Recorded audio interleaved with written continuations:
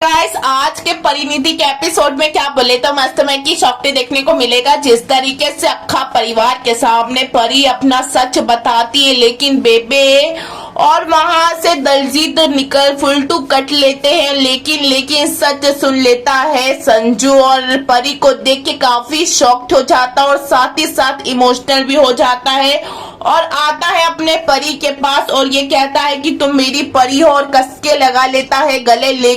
लेकिन ओ रात का हादसा याद करके संजू को झिटक देती है परी और सच बताती है नीति के सामने और नीति के उड़ जाते हैं होश की। नीति सोच में पड़ जाती है कि ये पार्वती है कि परी है।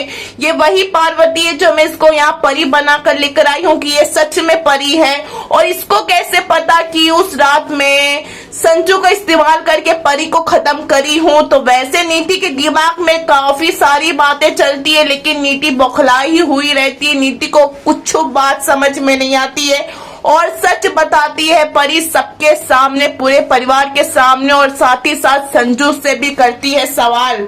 ये भी देखने को मिलेगा जिस तरीके से परी ये कहेगी कि राजीव तुम तो मुझे मारना चाहते थे, तुम तो मुझे अपने रास्ते से हटाना चाहते थे और तुम मुझे मार के नीति से शादी करना चाहते थे। और ये बात सुन के नीति तो शॉक्ड होती, लेकिन साथ ही साथ राजीव भी शॉक्ड हो जाता और ये कहता है कि क्या कह रही हो तुम। इल्जाम लगा देती है परी राजीव के ऊपर कि उस रात तुमने मुझे पहाड़ी से नीचे धक्का दे दिया था ताकि मैं मर जाऊं और हम दोनों का रिश्ता अभी के अभी खत्म हो जाए। तो वैसे गाइस ये देखने को मिलेगा राजीव खाएगा कसम की परी मैंने ऐसा कुछ भी नहीं किया। ऐसे तो गाइस ये देखने को मिलेगा परी ये कहेगी कि मैं पहाड़ी से गिरी नहीं थी, तुमने मुझे राजीव गिरने दिया और मुझे मिल के मारा गया है।